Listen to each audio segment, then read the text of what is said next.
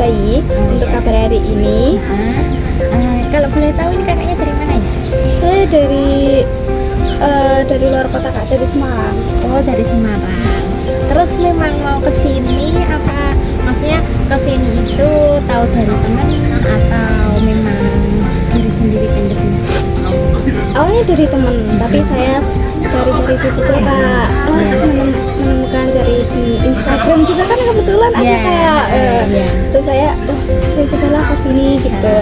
Oh, gitu. Nah, kalau boleh tahu nih sebelum apa ya? Tujuan kakak ke sini itu mau apa ya? Saya mau cerita Kak sama ya masalah saya ya. Iya. Saya tuh capek banget ya Kak. Jujur saya tuh anak pertama. Terus saya juga punya adik, dan dari orang tua saya tuh dari kecil ngedidiknya keras. Maksudnya keras itu kadang pakai kekerasan fisik Ya. kan. Nah, seiring berjalannya waktu mungkin karena orang tua saya nganut dulu didikan zaman dulu, tapi kan nggak taunya gedenya malah jadi kayak gini, kayak takut untuk bingung dan gimana gitu loh, nggak tahu harus gimana. Tapi orang tua saya nuntut saya harus ini, harus bisa itu, kamu tuh cewek harus bisa ini itu ya. Tapi aku nggak diarahin, nggak dikasih tahu harus gimananya, ya kan bingung Kak, saya harus gimana dong. Sedangkan kadang orang tua tuh bilangnya gini, kamu tuh anak pertama harus jadi contoh buat adik-adiknya, harus gini, harus gitu. Ya aku harus gimana lagi, emang aku kayak gini gitu loh Kak. Gitu Ya, kayak dituntut untuk selalu harus bisa dalam hal apapun gitu ya. Oh, oke. Mungkin sebelum apa ya kita ke sesi lebih lanjut, mungkin kan belum perkenalan nih. Saya juga tahu namanya kakaknya siapa. Kalau boleh tahu namanya siapa ya Kak? Nama saya Zulfa Kak. Oh ya, oke, Kak Zulfa ya. Iya. Ya, dari Semarang ya. Iya. Kira-kira usianya berapa ya, boleh tahu? 20 Kak. Oh, 20. Oke ya. Baik, dengan saya sendiri, nama saya Ula, bisa dipanggil Kak Ula aja ya. Iya, Kak. Iya. Oke, tadi kan yang diceritakan sama Kak Zulfa itu kan terkait di mana Kak Zulfa itu di rumah memiliki posisi yang ibaratnya anak tertua lah ya. Iya, anak tertua di mana posisinya itu harus bisa melakukan apapun, bisa kayak harus sempurna buat keluarganya, terutama buat adik-adiknya juga. Nah itu mungkin jauh setelah ini, sebelum ini kan Kak Zulfa kan jadinya rasanya pasti kayak yang capek, sebel, kayak bingung juga kan arahnya itu kemana. Nah itu kalau boleh tahu cara apa sih yang dilakukan sama Kak Zulfa buat bisa bertahan sampai sekarang? Saya awalnya saya sering nangis Kak, sering nangis. Terus saya juga bingung harus gimana sih. Tapi perlahan di situ saya bilang pelan-pelan ke orang tua saya bahwa didikan secara kekerasan fisik itu nggak baik Kak. Ya kan? Ya kadang emang didiknya itu anak jadi keras, tapi terkadang malah mental anak kan jadi rusak kan Kak, jadi down.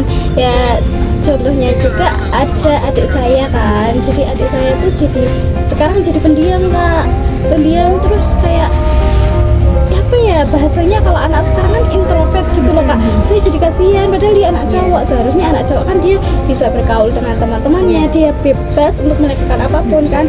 Itu saya kasihan, dan saya tuh juga menyadari untuk diri saya sendiri, saya juga kurang berani dalam berhadapan dengan orang-orang banyak gitu loh Kak. Jadinya kayak kok jadi gini ya, harusnya kan kita berani gitu Kak. Jadi juga pelan-pelan pernah sih ngomong ke orang tua nggak boleh ngebandingin anaknya, karena kan orang tua juga sering ngebandingin ke anak tetangga gitu loh. Terus dari situ saya berani bilang, berani speak up ya, kalau mau anaknya seperti itu ya contoh mereka ngedidiknya anaknya gimana gitu. Gak usah bandingin. Lihat ibu mendidik anaknya gimana gitu kan harusnya seperti itu. Nah, dengan kan tadi yang dikatakan oleh Kak Zulfa bahwa apa ya, didikan orang tua yang seperti apa itu akan menghasilkan karakter anak yang seperti apa. Nah, ketika orang tua Kak Zulfa itu menginginkan apa ya, kriteria anak yang seperti ini, itu pernah nggak, maksudnya kayak apa ya, Kak Zulfa itu memberikan apa ya, pemahaman kayak mungkin bukan pemahaman sih, kayak lebih ke menyuarakan isi hati dari Kak Zulfa yang capek ya, apalah itu pernah nggak menceritakan?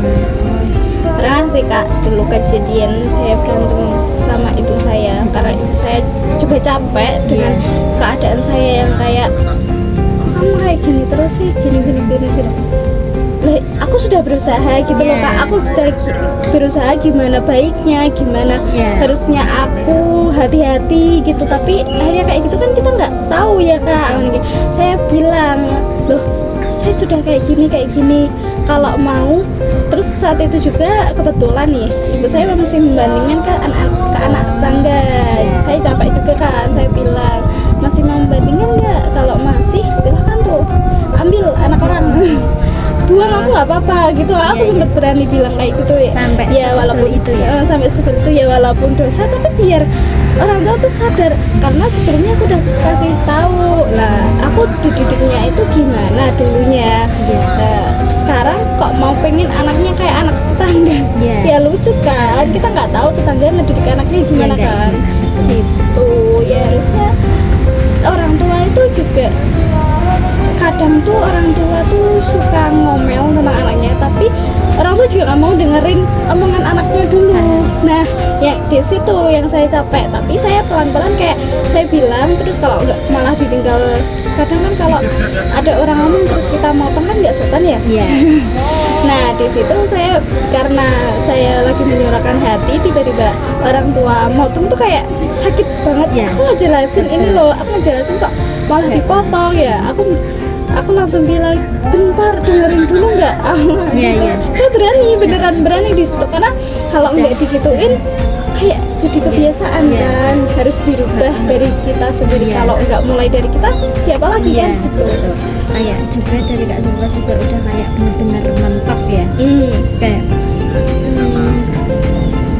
bingung mau ngeluapinnya gimana, jadinya ya udah sekalian diluapin.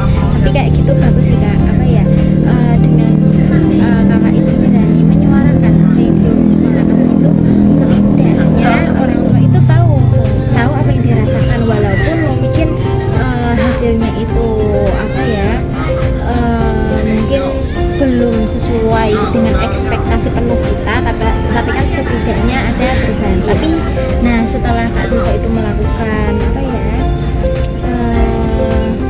menyuarakan hati yang dirasakan itu, ada nggak perubahan dari orang tua, maksudnya apa ya, jadi mungkin bisa lebih mengerti posisinya Kak Zulfa itu ada nggak?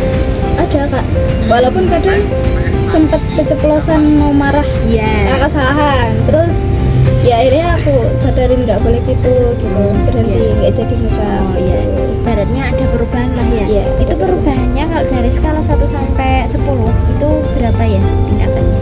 Masih 7/10 sih, udah lumayan. Udah lumayan bagus lah ya. Udah setengah lebih lah ya. Nah setelah itu kan itu juga berdampak ke adik-adik kakak juga. Nah dengan kakak berani mendobrak apa yang semestinya nggak terjadi, dan ibaratnya itu kurang sehat lah dalam keluarga Kak Zulfa ya.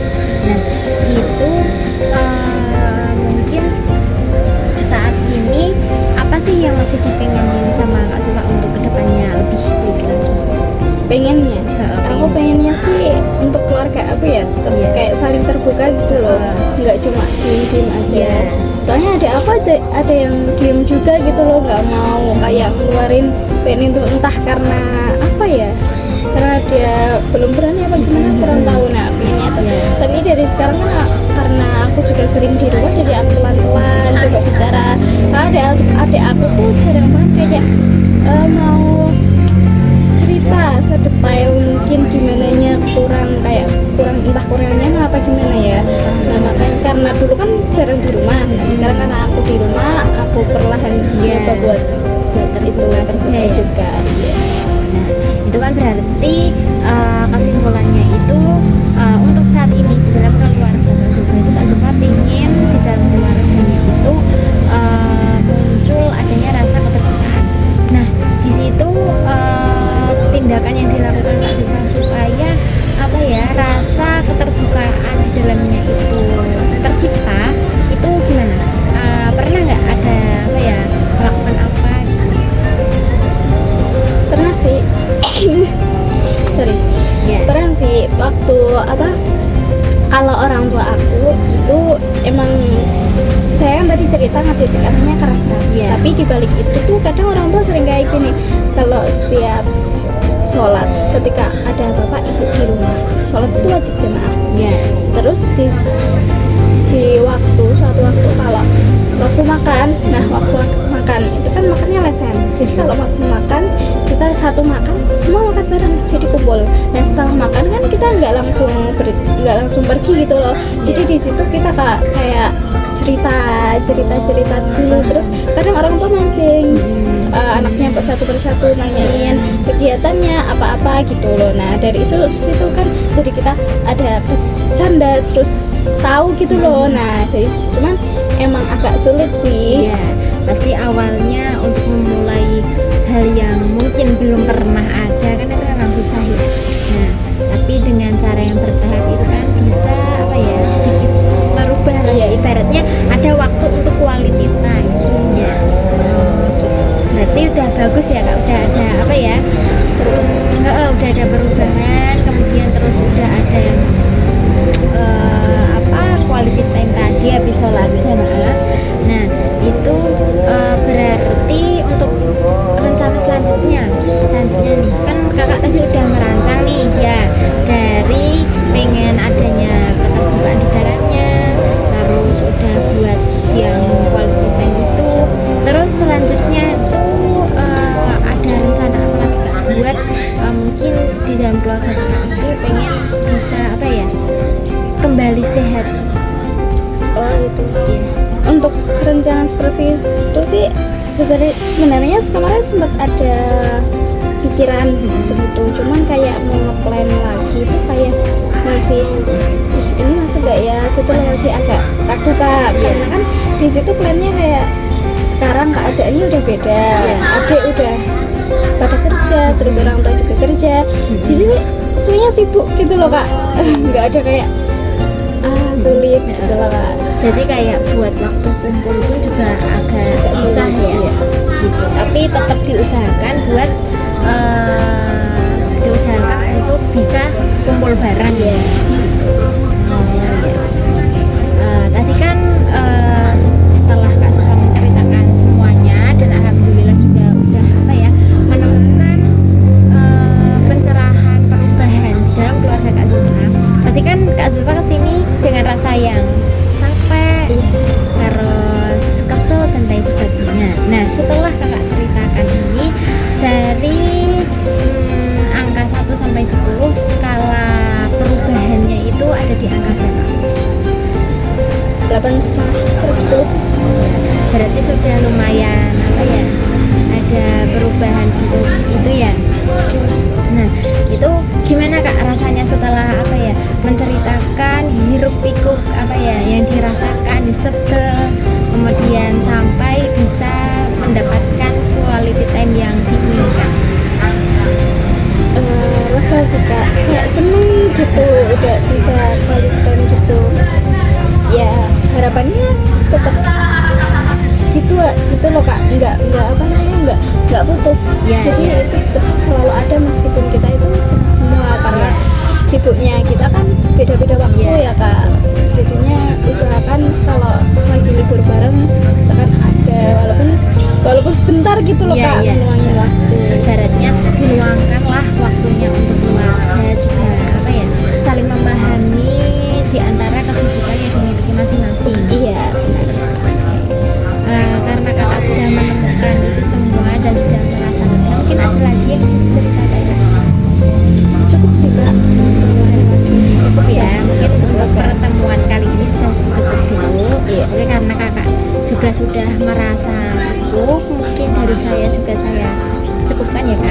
kalau apa ya, siklus mungkin kan kayak gitu kan, siklus keluarga itu kadang apa ya, umat lah apalah gitu ya.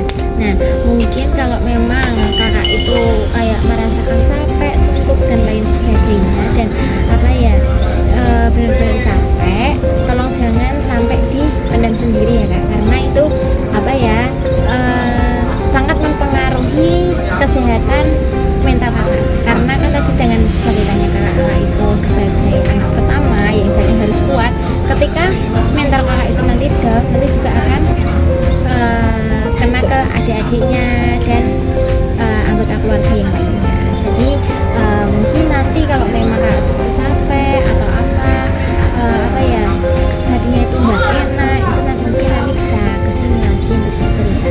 Iya kan? Ya sudah cukup. Sudah. Oke. Terima kasih ya. Ya, saya juga terima kasih banyak ya kalau banyak salah tutur kata di sesi konseling ini. Saya ucapkan mohon maaf sekali ya kak. Iya kak. Ya. Terima kasih ya. Ya. Setelah ini mau kemana? Setelah ini mau ada kegiatan lagi kak. Oh, ada kegiatan lagi. Iya. Ya sudah. Hati-hati ya. Iya. Ya, jangan lupa jaga kesehatan. Iya, terima kasih kak.